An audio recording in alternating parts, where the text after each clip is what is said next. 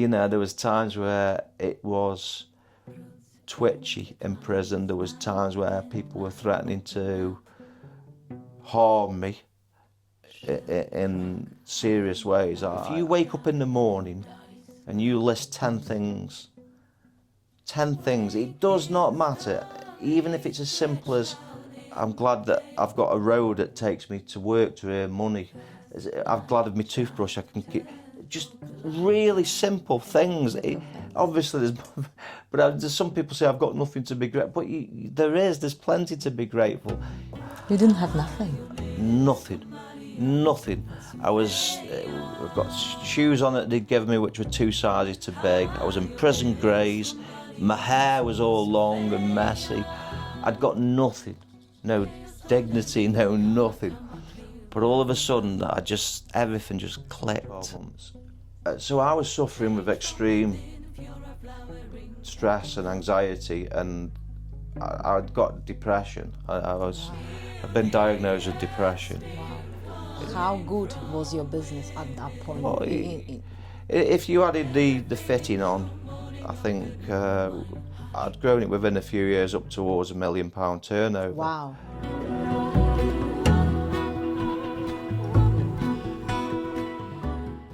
Hello and welcome to episode 3 of Fiora's World podcast. I have an extraordinary guest today, Richard. Richard hello. Stubbs, hello. Hello. Can you introduce yourself, please? Yeah, I'm Richard Stubbs. I'm from North Staffordshire. Great.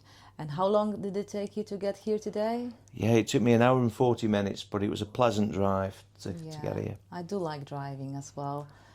Yeah. When there's no traffic on the road, it's quite easy to get here. Yeah.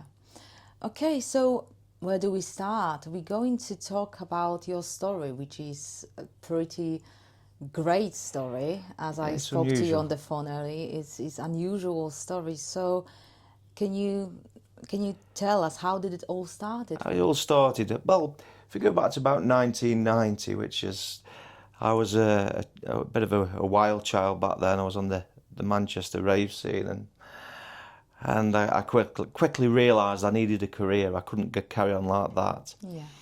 So I looked around and I saw they were advertising for the prison service. So I applied and I got it, and I went to Brixton Prison, I enjoyed it there.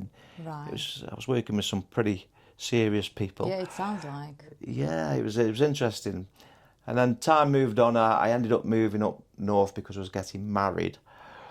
And I didn't really like it up north that much. So Where about in north? I worked at Risley, a prison called Risley. And from there, I joined the police, Greater Manchester Police. So I'd been in the prison service, and then I joined the police. And I was working at Moss Side, and eventually I transferred to where I live, which is Staffordshire. Became a detective.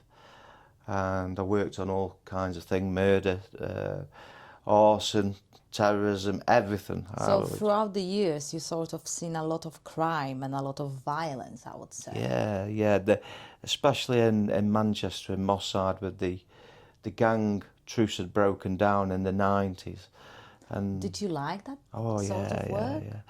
You know, Fiora, there was times when I'd go to work on nights in the summer, and I didn't want that shift to end. It was pure adrenaline. It gave you adrenaline. Oh, yeah. Honestly, people would have paid to have done the job I was doing. Well, some people will be scared of what you've done. Yeah, I think at the time you're in very difficult, sometimes life-threatening situations, but you just deal with it, and afterwards you start to think about it. Yeah. How did you feel after work, after working with all these murderers? Did it affect your well-being in any way? Yeah, there was times, there was a couple that really affected me, because at the time my son had been born, 96. And if you deal with incidents involving children, then it can be quite stressful. Right. And the control room are quite mindful not to send you, if they can help it, to incidents with children, but inevitably you do come across it. So, but yeah, I enjoyed it because I was at a stage, I was in my mid-20s, so I was at the right age to deal with it. Lots of energy, Yeah. determination. And everything was going quite well, and I was just training to be in the surveillance unit in Staffordshire, and I had a massive car crash.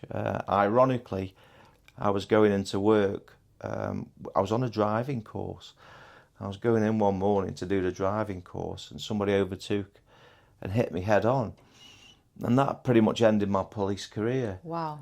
Yeah, so it left me with a back which was pretty wrecked. Right. But it could have been worse. I could have, you know. So from there... Well, you survived that. I survived it, yes. yeah, I survived it. My fist punched holes pretty much through the windscreen. So it was a fair impact. It was a 60 miles an hour head-on impact. I think if I was a cat, that was one of my 9 lives gone that day. Mm-hmm. But yeah, it brought to a close a career that I really loved. I really did enjoy it.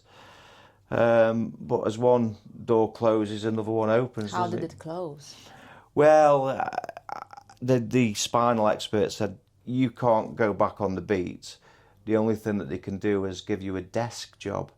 Oh, okay, after the accident. Yeah, after the accident. Yeah. So I didn't and really you want... wouldn't enjoy that because No, you like to no. be in the field, basically. No, so I was eventually offered a pension and to retire. So that's what I did. How old you were when you retired? It's a good question. I think I was 32, 33. That's pretty early. Yeah, pretty early. But I had about 2 or 3 years after the accident fighting a legal battle, because obviously it was a litigation involved because somebody had caused the accident, and that ended my career within the police. Yes, which is unfair, isn't it? Exactly. At that time, I just did a bit of...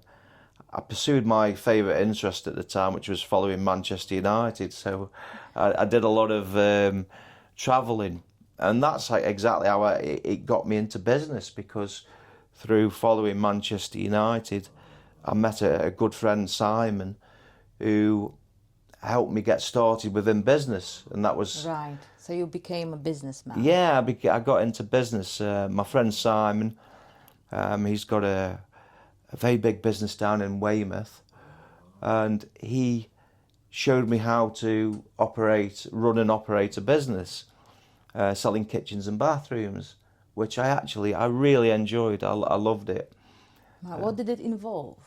Well, basically going out, looking at what customers' needs were. Sometimes people were just modernising, but sometimes people were generally in a mess. You know, the house was falling to bits, and you had to go and work within people's budgets and sort them out, really. And I loved doing what I was doing. I really enjoyed it, and I did that for quite a few years. Right. So did sort of police career help you somehow it's a good question, that, Fiora. Yeah, definitely. Dealing with people, and sometimes within, you know, if a job went wrong, it was having the capabilities to go and speak to people and assess what's gone on and put it all right, because that's a skill that you learn in the police. In the police, you learned how to think on your feet. Right. Instantly. I mean, the incidents, you know, if you've got somebody coming at you with a knife or a gun, which I've had both, you have to instantly react.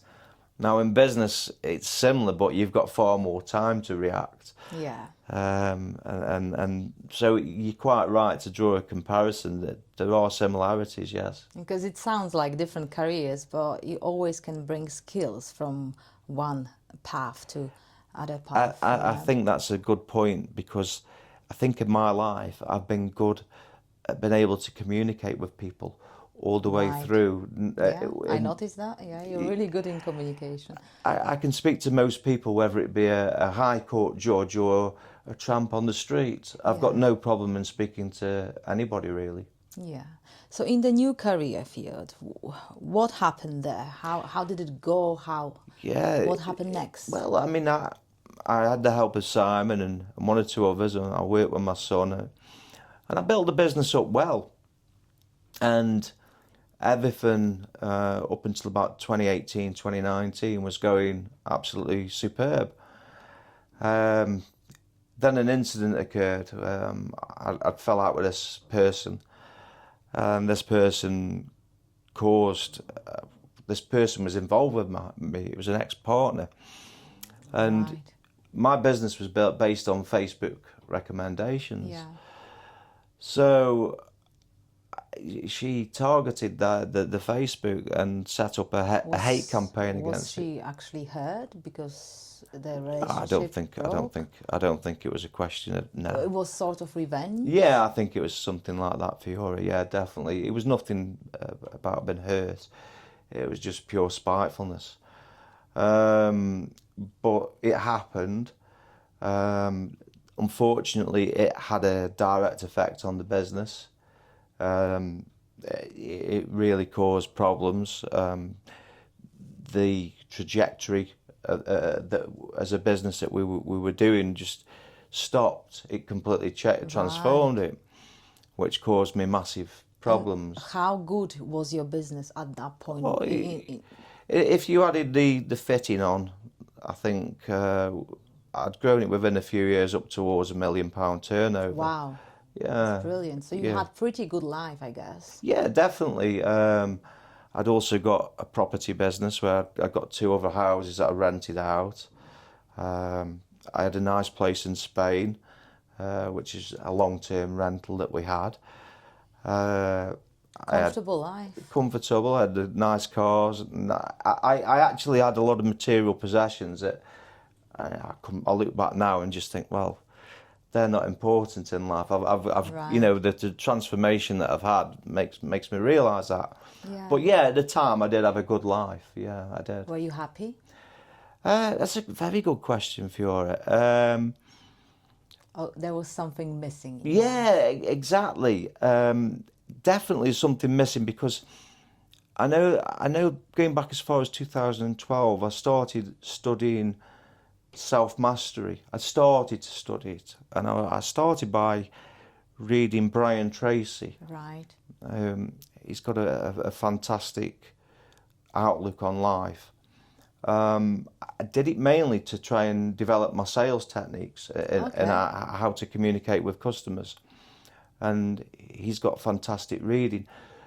But I was always stressed, no matter how good I was in business and how much we were turning over. I would look at the screen, and if we'd had a good day and there was money in the bank, I was happy. If the computer said you've got not much in, so it's like your happiness depended on the outside world. I was looking at a computer. On your sales. I was looking, my happiness literally depended on the bank balance on that. Right. And I realised that that's not right. Giving your power away to money. Yes. In some ways. Yeah, definitely. I had to generate money to keep the business, as any business owner will. But and it's like you didn't need much more money. No, I think you're quite right. I was certainly getting preoccupied by the figures. Would you say that was some sort of, I don't know, don't want to call it addiction, to make more and more money so that way? Yes, definitely. Obsession, definitely. Some sort of greediness? I wouldn't say it was greediness. It was determination to succeed, I think. It was more a question of, well, that's what we did last year. This year, let's go out and be bigger and better. Because ultimately, I wanted to hand the business over to my son. Right. For him to run, for his future and for my pension, so to speak. Yeah. So that's what happened. You sort of lived in the numbers, and they gave you happiness. When it was good, you felt okay. Yeah, you felt definitely. happy. And when it was going down, it got you down. Yeah, if we went for periods without sales, for instance, if once you got into December, people didn't really want kitchens and bathrooms going in, so you would be continually stressed on how you were going to get your suppliers' invoices paid. So you can deal with that, but if you got, say, an unexpected political thing happen, people all of a sudden stop spending. So that could have an impact. Another one was the Olympics in 2012. That had an impact. But then once they were in the swing of things, it went really busy. So there's various different impacts. And that all was impacting on how I felt mentally. So it was quite stressful, although it was really good financially. Yeah, I enjoyed it. I wouldn't change it. And financially, yes, it was very good, yes. And because it was stressful, you wanted to deal better with stress. Definitely. And that's why you started to read. Yeah, I started to Brian Tracy and Dale Carnegie, How to Win Friends and Influence People. I started to look at them, like I say, in about 2012. But when things started to go bad, I started buying Audible books, and I started to grow a collection of I think it was about 600 Audible books. I was addicted to buying them and listening to. I'd have a book, and within 2 days I'd gone through it. But I started listening to Tony Robbins, and of course, there was Edith Eger, The Gift, and Viktor Frankl, Man's Search for Meaning. So many personal titles. Personal development kind of world. Yeah, personal development, self-mastery, Transcending the Levels of Consciousness, David Hawkins. David Hawkins. I read all the books of David Hawkins. Yeah. I found it fascinating. Fascinating. So you got really interested in that subject and towards spirituality as well. Because David Hawkins is more spiritual, I would say. Yes, it is. Now, I read them books to try and find that thing that was missing in my life. Correct.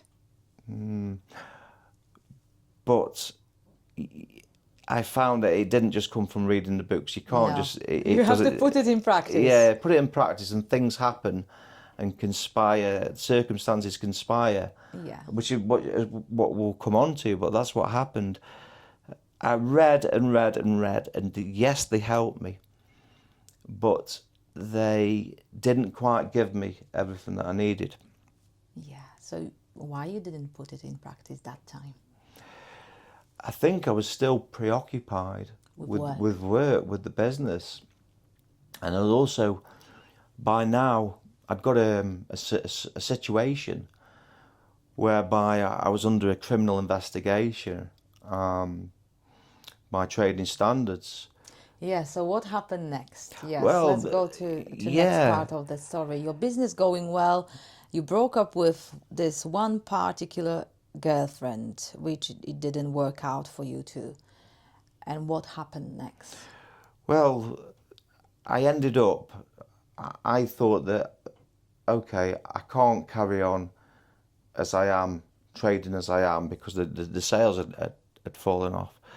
So I opened up another showroom in another town, thinking that I could go and reposition myself. So he starts that hate campaign, right? And what happened during that hate campaign? Well, obviously the business had tailed off dramatically. Right. To the point where I just took the decision, I can't carry on here doing this. There's not enough. Okay. So I thought I'll go. So the sales didn't come through. No. And your numbers went down. They went down, yeah. Dramatically. Yeah, dramatically. How it made you feel? Oh, I was bad. It made me physically and mentally bad. Yeah. Because you were, as you've mentioned before, very dependent on numbers going up. Yeah. And suddenly there is this big drop. Yeah. It was huge, and it was gut wrenching because I'd worked for years. Yeah. And brought it from nothing, with the help of people. I had a very decent business partner at the time as well. Yeah. And I'd worked so hard, and I was watching it all just yes. disappear. But it's not finish of the story. No, it's not the finish. I mean, it gets worse. Yeah, it got worse.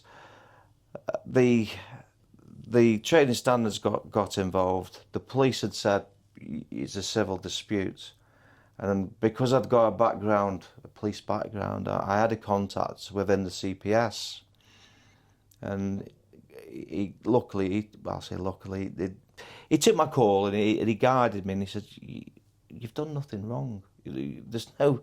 Trading standards about what? Sorry. Well, I spoke to the CPS, and they just said it's a commercial failure.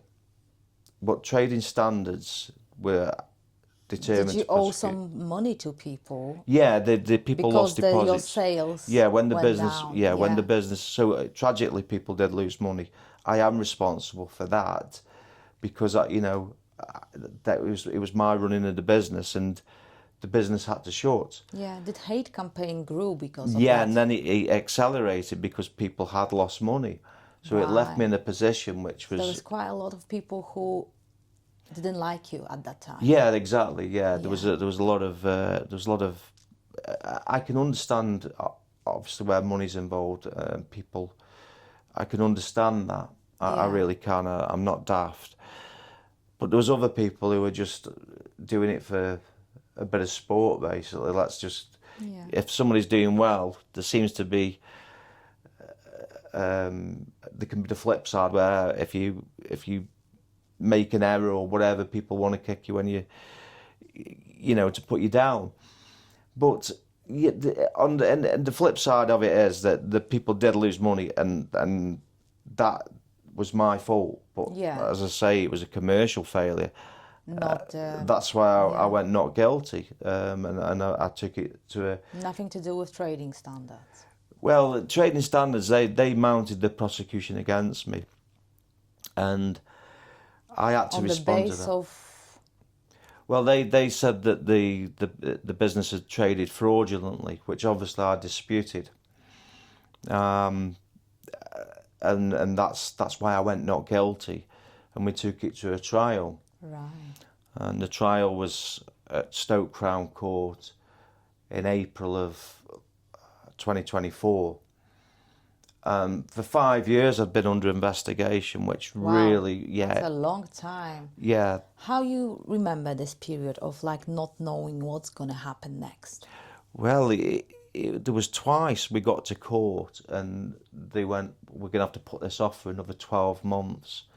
So just when you'd geared yourself up to deal with something, it was put back another 12 months.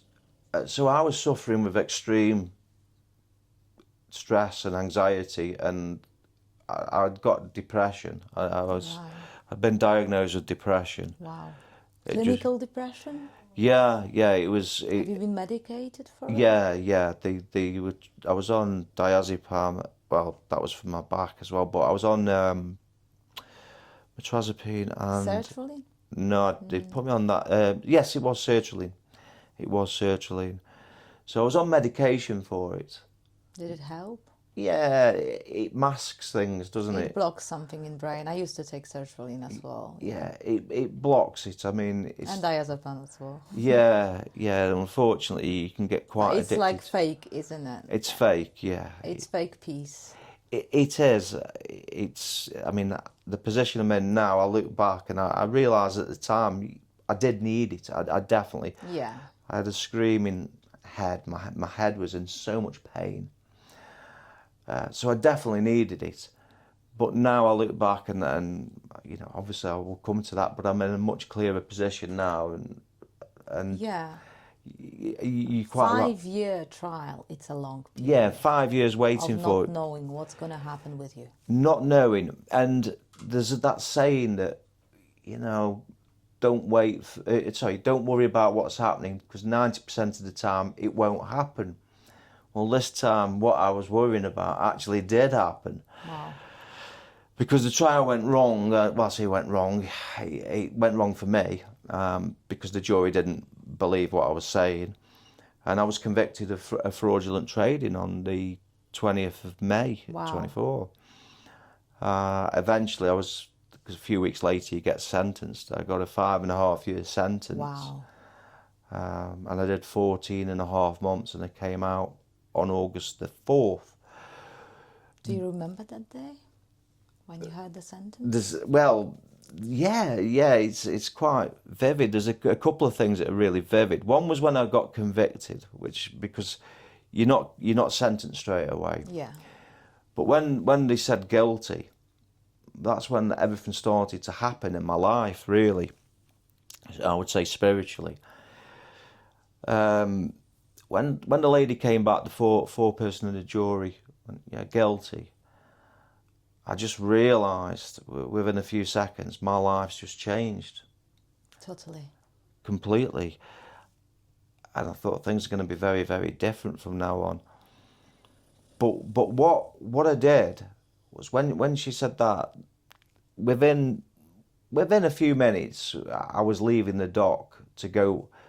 I'd lost my liberty.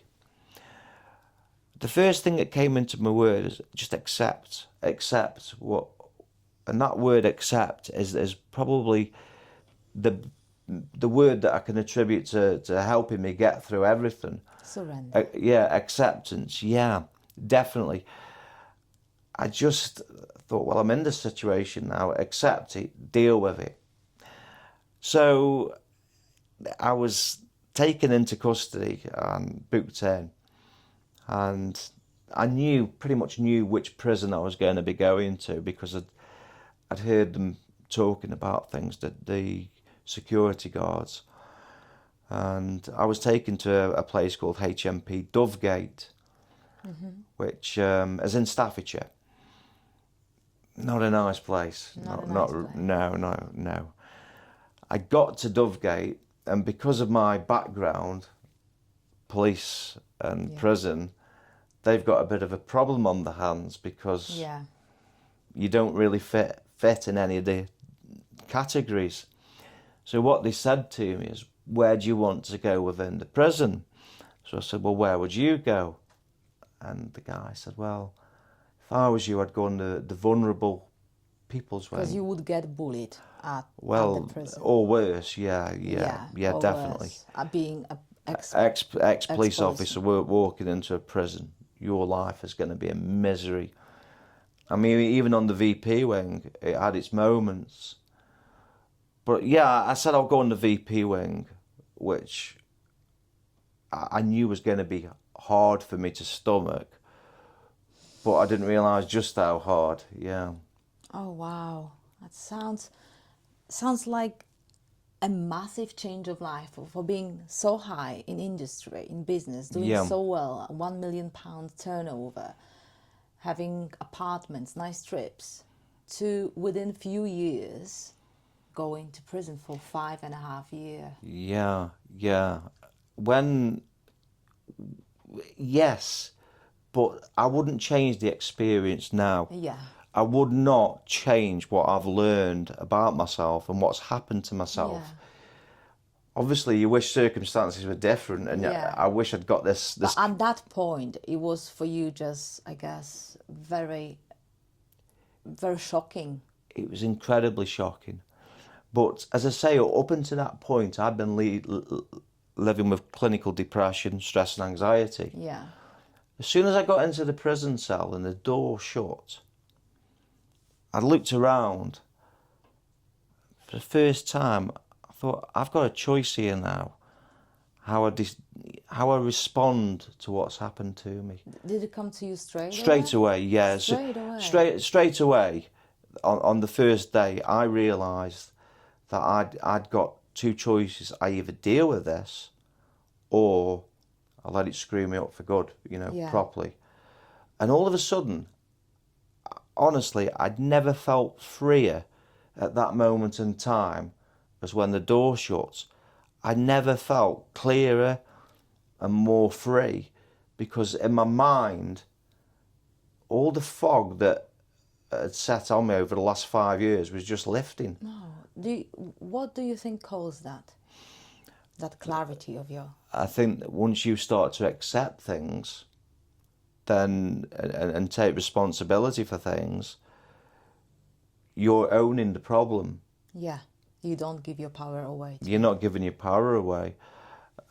And, you know, I could have let all them people who'd, you know, caused me problems and issues, I could have let them win. I could have, if I'd have been a mess on the... But I wasn't. I was not going to let that happen. So did you sort of had that sudden acceptance as promise to yourself that you're not going to react to things in prison? I would say, yeah, I went a little bit further. I think very early on, I realised that this could be one of the greatest things, as grim as it was, this could be one of the greatest things that I undertake. You know, this is the challenge, and look at it as a challenge to deal with it, get my head round it, and come to terms with it. I was certainly not one of these.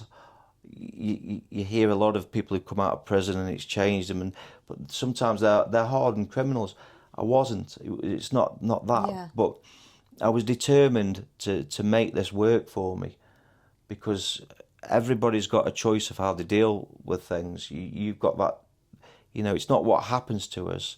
It's how you deal with what happens to us. It's sort of what we create inside affects outside, not other way around. Exactly.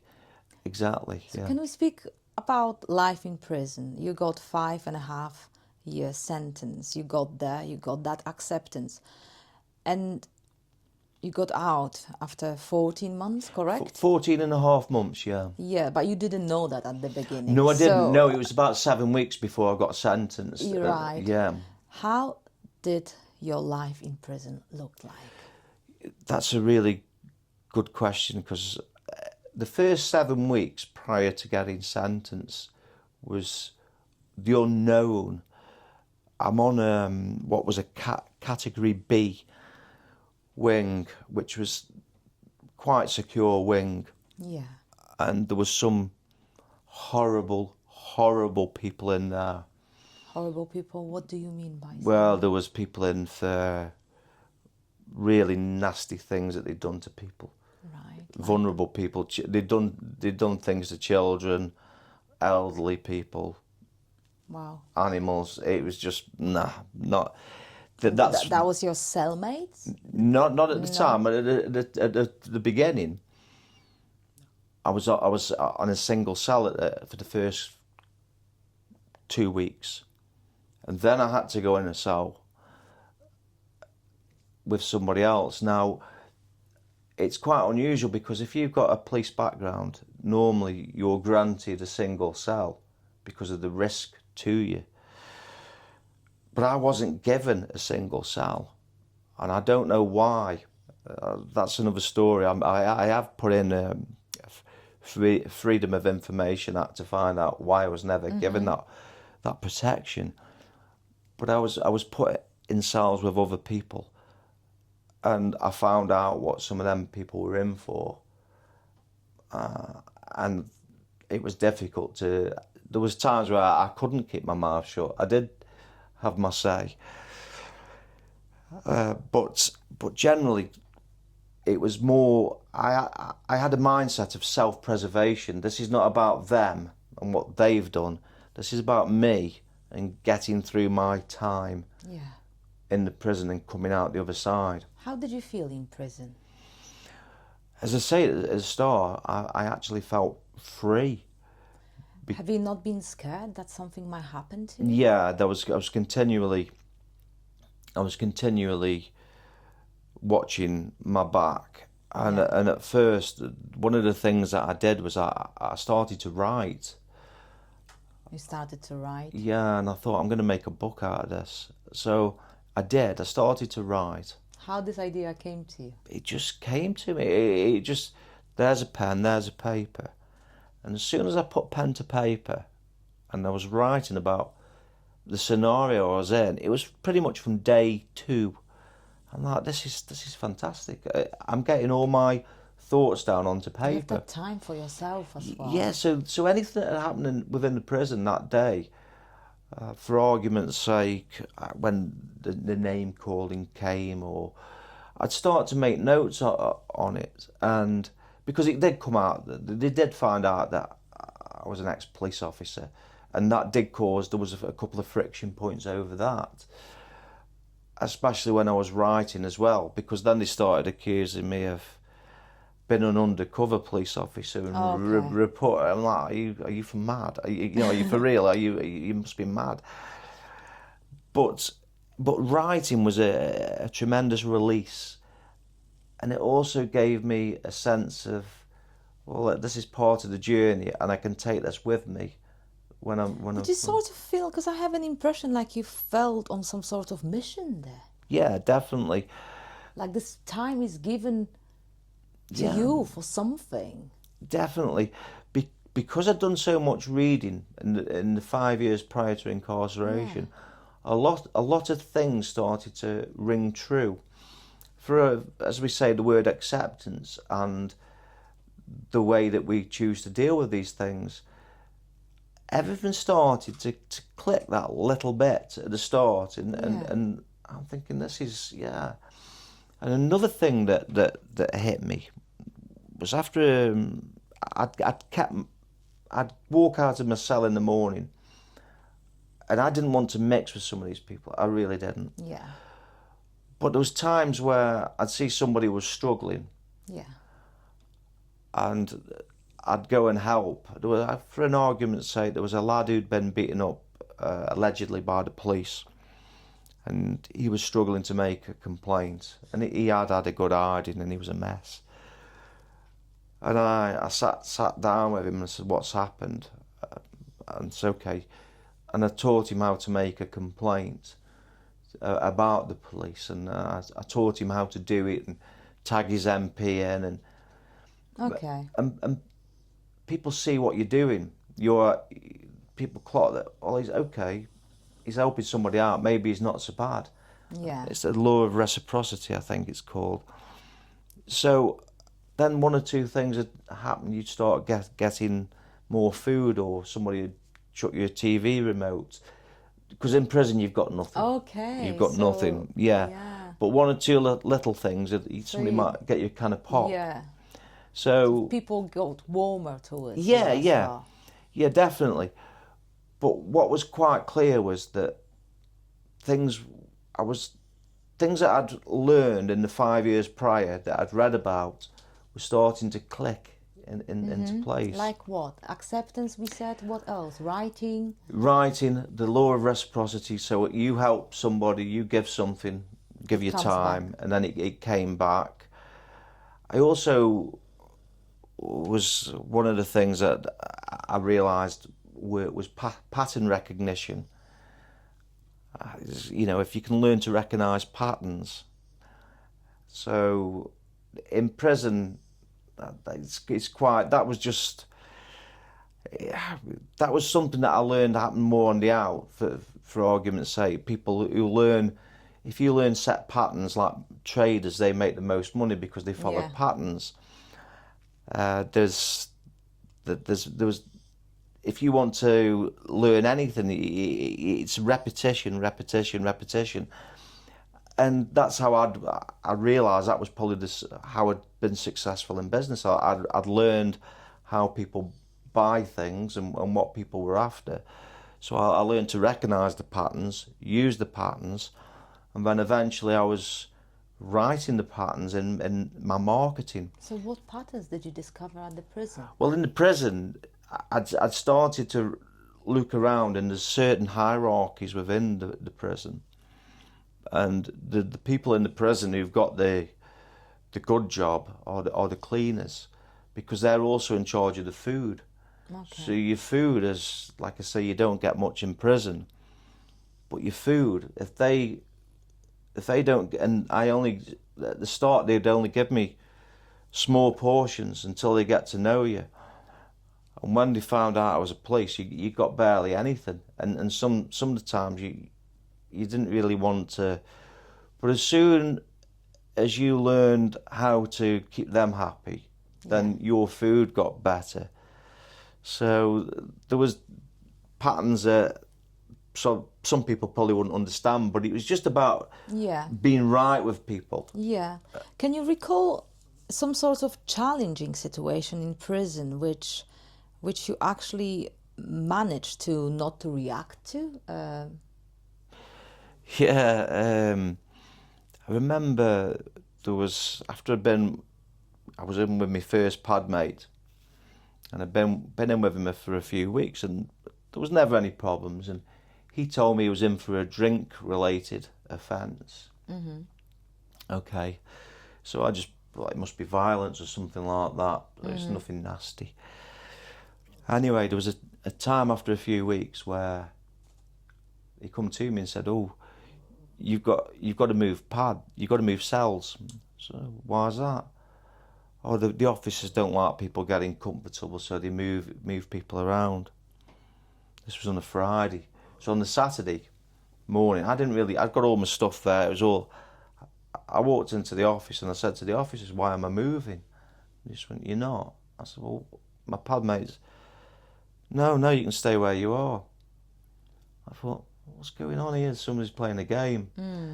So I never said nothing, and anyway, that night they come to me and said, "Oh, are you moving?" I went, "I'm not moving." "What do you mean?" "I'm not going anywhere."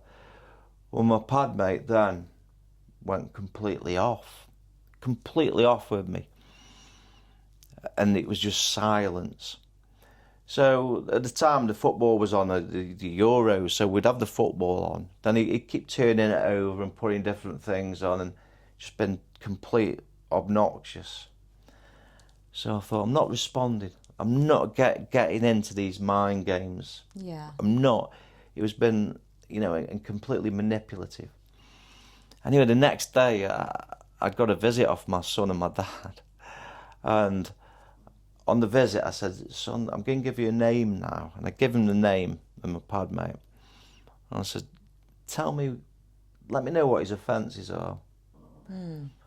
So that's what a lot of prisoners used to do. They Google people or whatever. You've got to be careful how you do it.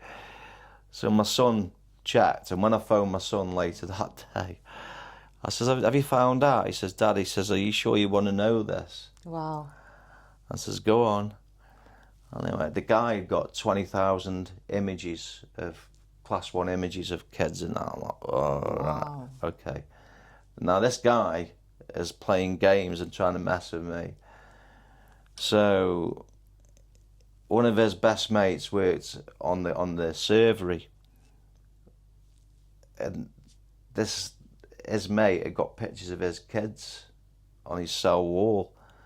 So I tipped him off. I says, "You better, be careful with your pictures because, mate." And he says, "What do you mean?" So I told him well, that was it then. That it all come on top of him. And I just thought, well, that's how it is in prison. You've got to be. You have to have eyes all over your eyes head. all over. Yeah, and it's just knowing how to do things. And in a way, once you establish that you're not going to be scared of people and you'll not roll over,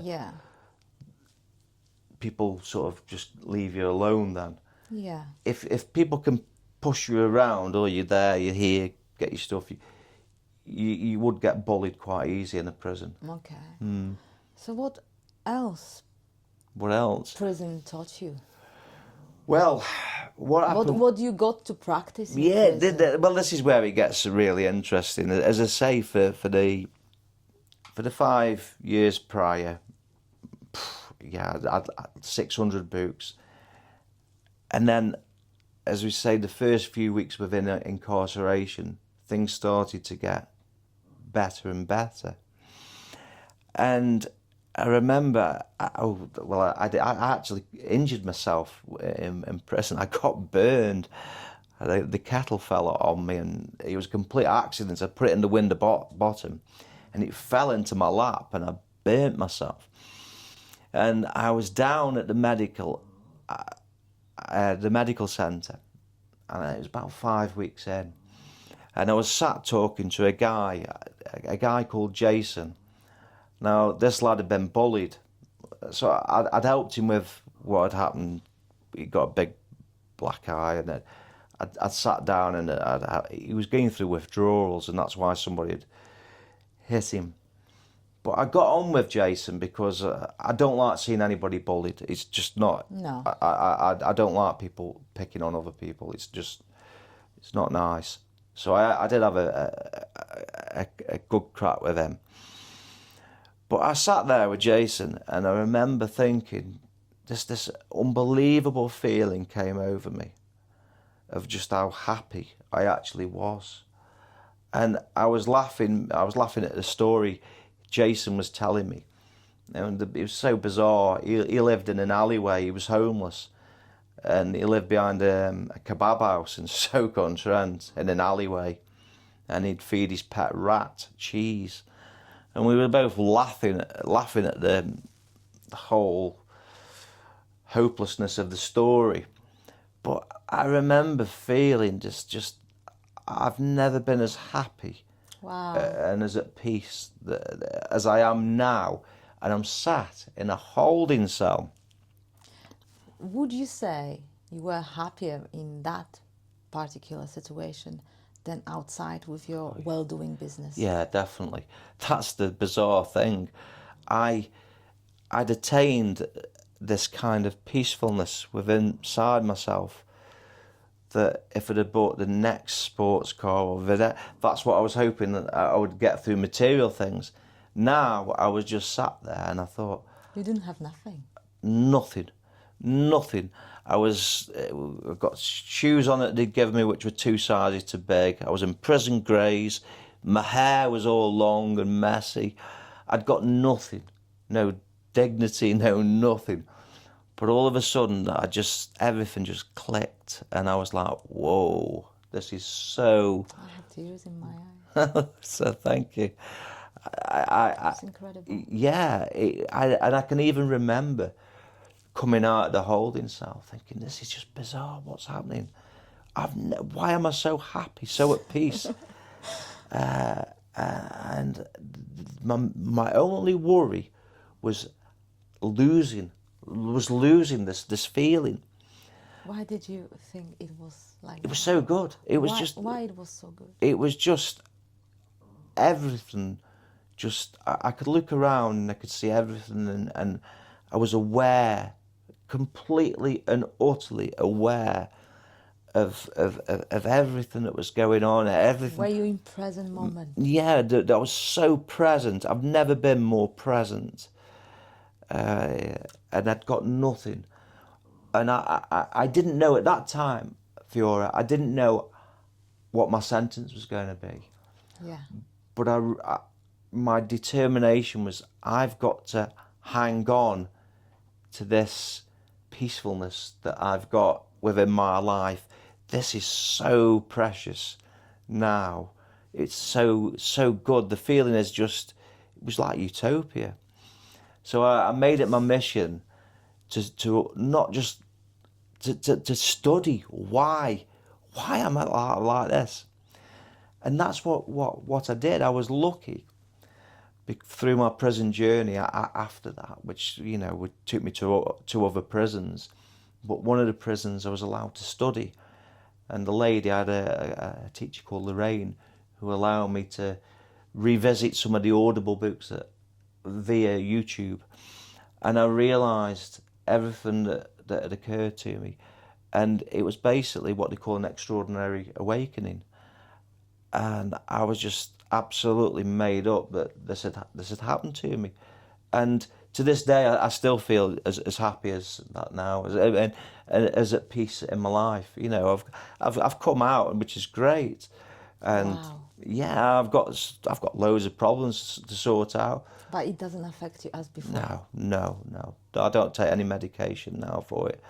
I only for a bad back. You don't get the panic attacks, the anxiety? No, nothing. No, nothing. Is it that surrender, that acceptance? Yeah, definitely.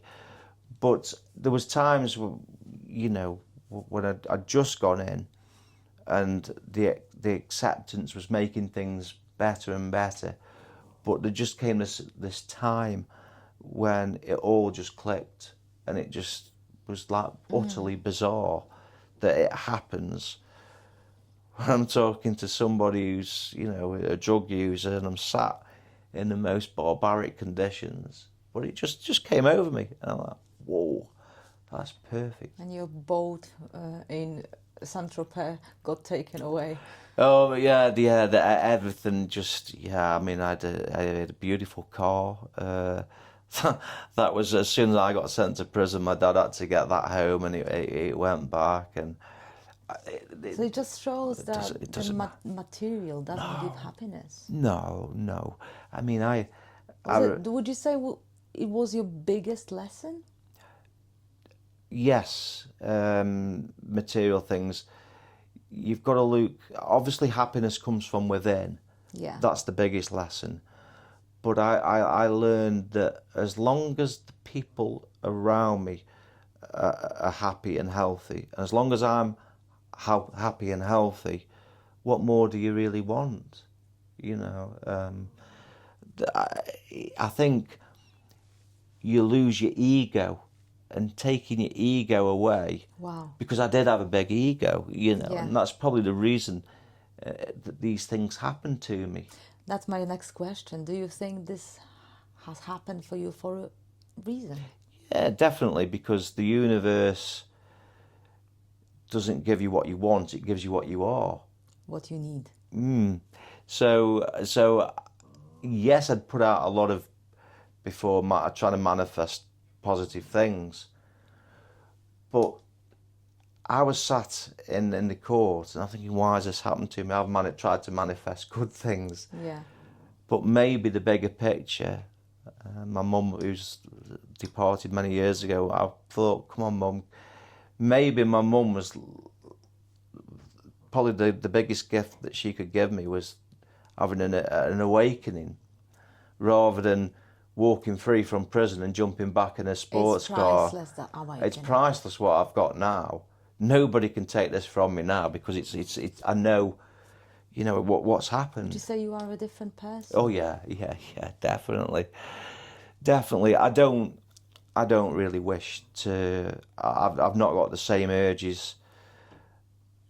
Before it was all, well, I've got this car now. My next car, no. I just drive around in my van now. I'm happy in that. Me and my dog.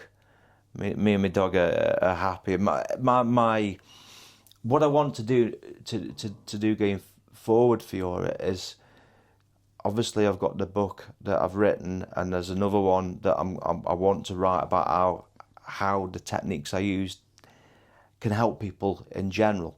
Yes. Sort of psychology, but on a street level. Yes. So it's not too in depth. It's just. So I've got them two that I'm writing, but I'd like to go forward doing the public speaking. Yes. And help I think people. You should, yeah. And if I can monetize it and make a living from it, then I don't think anybody would knock me for that. But that's not the reason I'm doing it. I do it to help people. The intention is really important. Why you're doing things. Yeah, definitely the intent, because you'd get found out straight away if you were not speaking from the heart. Yeah. And I genuinely can see people who are still in the same state that I was in the 5 years prior. I see so many people who are trapped in this. They're not aware. Yeah. They're looking back or they're looking forward. Not in present. They're not looking That's what at meditation does, right? So when you're meditating, you're staying in present moment. As soon as your mind go to the predictable future, like my emails, my phone calls, or past, what happened to me yesterday, 2 years ago, whatever, you are out of your power. You're giving your power away. Absolutely. So you training your mind to go back to here and now, to present moment, and your thoughts to be in present moment. And this is when everything happens in the present moment. Exactly. And I feel like at this prison, you were present. Present, absolutely. And it comes down to, as one of the other things that you've got to do is you've got to be reflective, self-reflective, and I'm not saying self-critical, because but you've got to be honest with yourself. So if you have a dealing with somebody, and say you've not spoken to them right, you've got to think, well, I could have done that better. Yeah. Or I could have, if you've responded, I'll give you, for example, you're driving down the road and somebody cuts you up. Yeah. You can feel the cortisol rate rise in your body. Yeah. You've got to monitor that, and then you just got to respond. just let it go. Let it go. Yes, because you're teaching your body to let go as well, your subconscious mind.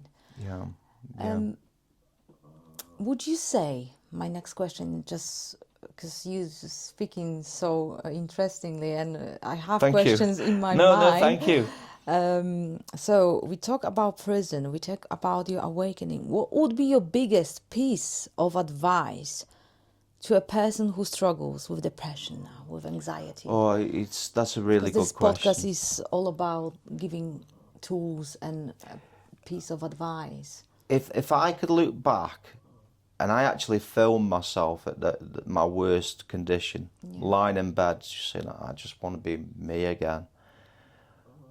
Never ever think that it's unobtainable, because you can get there. Because at that time I didn't think I'd be able to. I never expected to be as I am now. Never. But it's a lot closer than you think. It's actually right in front of you, where you need to be.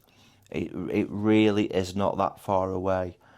So the one thing that instantly to help people is gratitude. Yeah, that all people say that. If you wake up, it helped me a lot as well. Yes. Yeah. If you wake up in the morning and you list 10 things, it does not matter. Even if it's as simple as, I'm glad that I've got a road that takes me to work to earn money. I'm glad of my toothbrush. I can keep, just really simple things. Obviously, there's some people say I've got nothing to be grateful. But there's plenty to be grateful.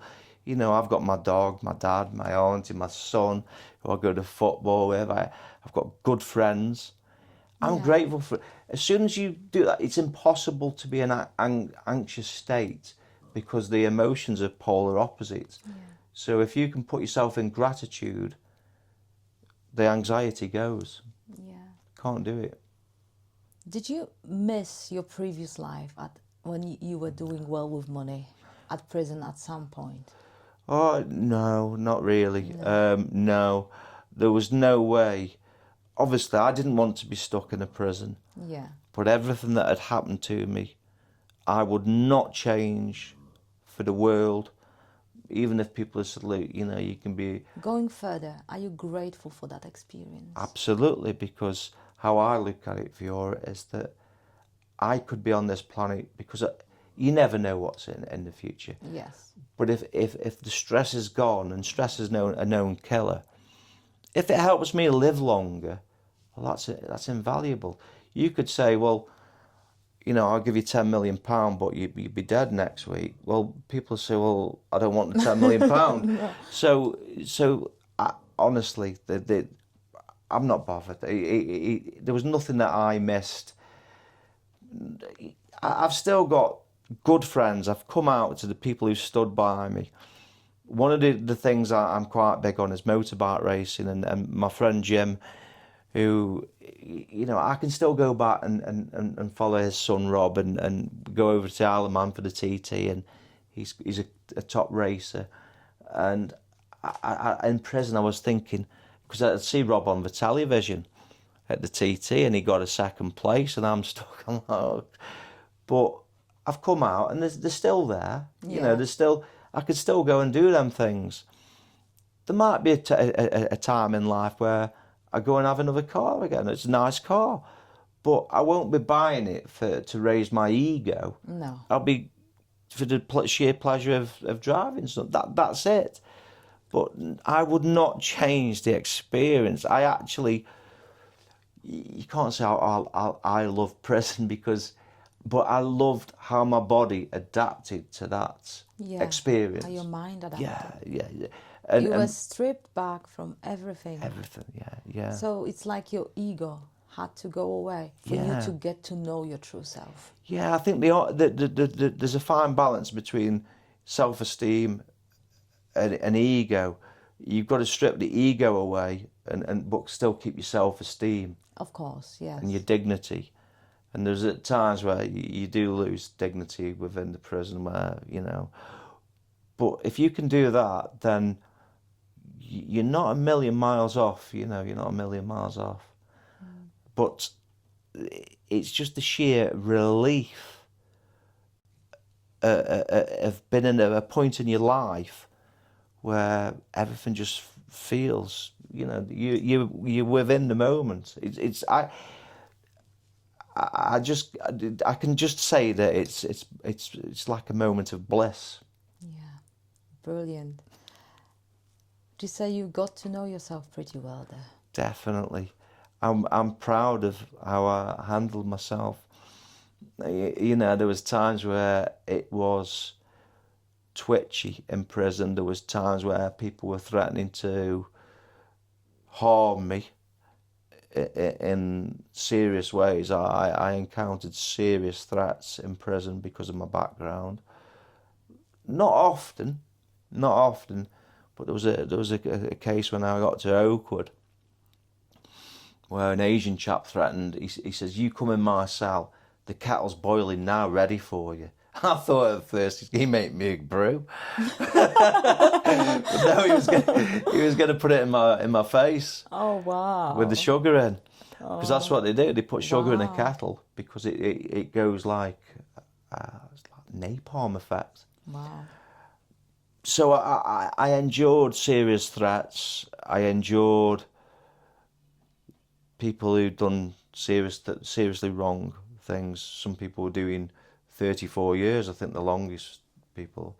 But in prison, I worked with a lady called Alison Richards, who was a lovely lady. She had a staffy dog, which is a therapy dog, and I helped her do the neurodiversity. And this was halfway through. I mean, I'd had the awakening at Dovegate.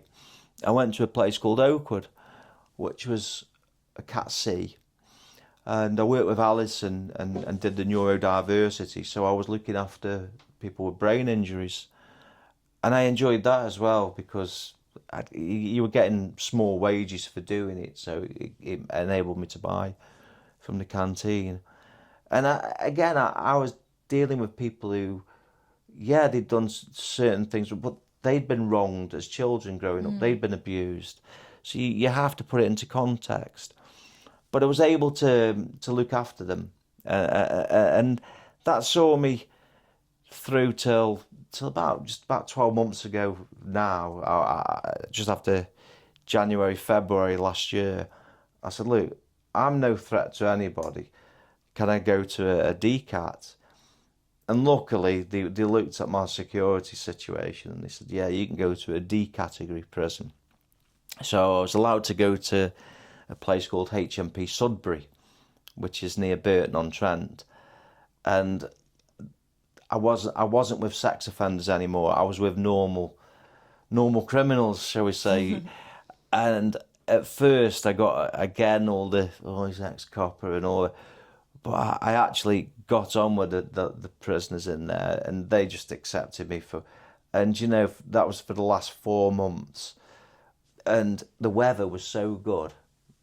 I was sat like I am now, just, with the sun on me, and I couldn't have been happier, that particular. So, but I was glad to get home. I was so glad to get home. Yeah. So you got home quite early? Yeah, definitely, because of the crisis within the system. The government made several adjustments. By rights, I should have done half. So I should have done 33 months, which would have taken me till February 27. But they reduced it down. I did 14 and a half months. And I was so glad to get out. My dad and my son waiting for me when I walked out, and we went and got my dog straight away. And he didn't know, So I was just so grateful to come out and get back. That was an amazing story. Thank you very much for sharing that. No, I'm glad to, if it can help somebody, then What you are excited for now? Well, I've still got a few things left because Yeah. Legally, I've mounted an appeal because, like I say, in my eyes, it was a commercial failure, and there's certain things that are coming to light now that points to that. Yes. So I'd like to clear my name at the Court of Appeal in London. That's where it's progressed to.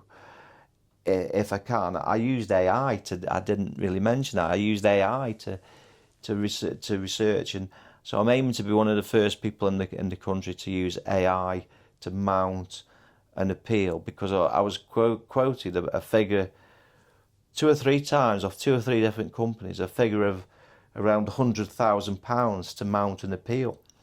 Well, I've done it all myself using AI. Wow. So I'm aiming to be the first person to win. To win, and if I do that, I mean, it's great. If I don't, I'm not going to lose too much sleep about it. But I'm working on the book, and that needs to come out next. I need to get that sorted. Yeah. And then whatever happens, please send me a copy when it's ready. I will do, of course. Yeah, I'll come back on or whatever when it's. But I'm just happy to be healthy, happy. My family's there for me. My friends are there for me. Does it slightly feel like a rebirth? Yeah, definitely.